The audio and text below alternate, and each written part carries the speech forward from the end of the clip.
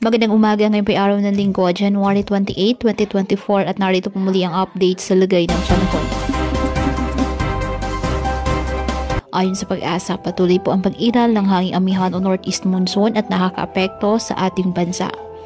Wala namang bagyo o low pressure area na minomonitor sa loob ng ating Philippine Area of Responsibility na maaaring makaapekto sa ating bansa.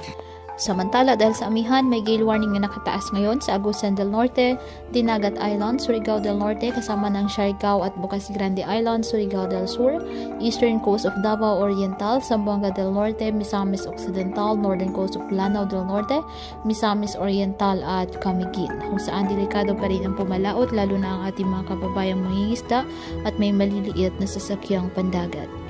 Ngayong araw, dahil sa amihan, asahan ang maulap na halangitan na may mahihinang pag-ulan sa Cagayan Valley, Cordillera Administrative Region, Aurora, Quezon, Bicol Region, Eastern Visayas, Caraga at Davao Region.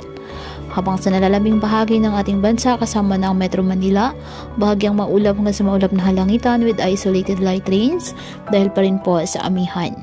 Kaya patuloy pa rin po natin na pinag-iingat ang ating mga kababayan sa banta pa rin ng mga pagbaha o pagguho ng lupa at ugaliin na magdala palagi ng payong o kahit anumang panangga sa ulan sa tuwing lalabas ng ating mga tahanan. At yan po muna ang update sa lagay ng panahon ngayong araw.